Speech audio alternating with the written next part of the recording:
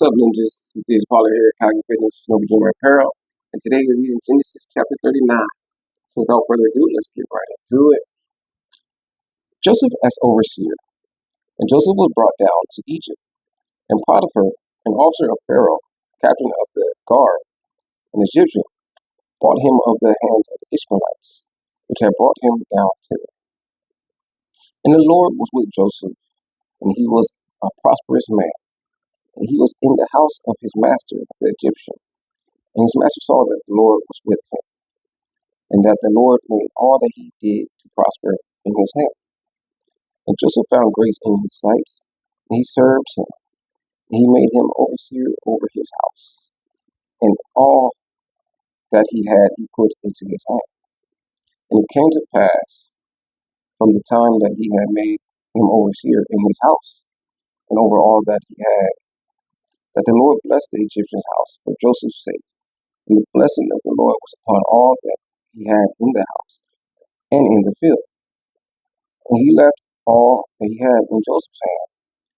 And he knew not aught he had, save the bread which he did eat. And Joseph was a godly person and well favored. Joseph tempted. And it came to pass after these things that his master's wife cast her eyes upon Joseph, and she said, Lie with me. But he refused, and said unto his master's wife, Behold, my master wotteth not what is with me in the house, and he hath committed all that he hath to my hand. There is none greater in this house than I, neither have he kept back anything from me but thee, because thou art his wife. How then can I do this great wickedness, and sin against God? And it came to pass, as she spake to Joseph day by day, that he hearkened not unto her, to lie by her, or to be with her. And it came to pass about this time that Joseph went into the house to do his business. And there was none of the men of the house there within. She caught him by his garment, saying, Lie with me. And he left his garment in her hand, and fled and got him out. Joseph accused of wrongdoing.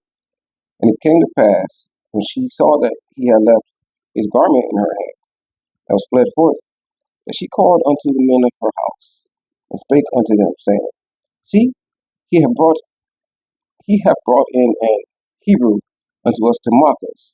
He came in unto me to lie with me, and I cried with a loud voice. And it came to pass, when he heard that I lifted up my voice, and cried, that he left his garment with me, and fled and got him out. And she laid upon his garment by her until his Lord came out. And she spake unto him according to these words, saying, The Hebrew servant which thou hast brought unto us came in unto me to mock me. And it came to pass, as I lifted up my voice and cried, that he left his garment with me and fled out.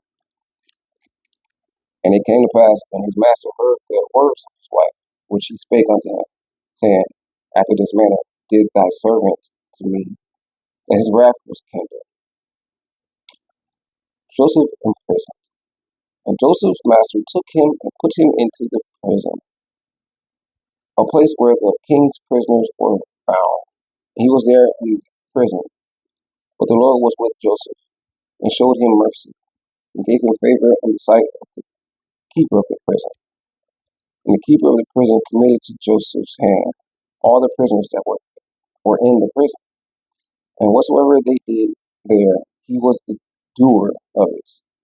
The keeper of the prison looked not to anything that was under his hand, because the Lord was with him. And that which he did, the Lord made it to prosper. All right. That's it for Genesis 39. Come read them again. We're in Genesis 40. All right. Peace and blessings.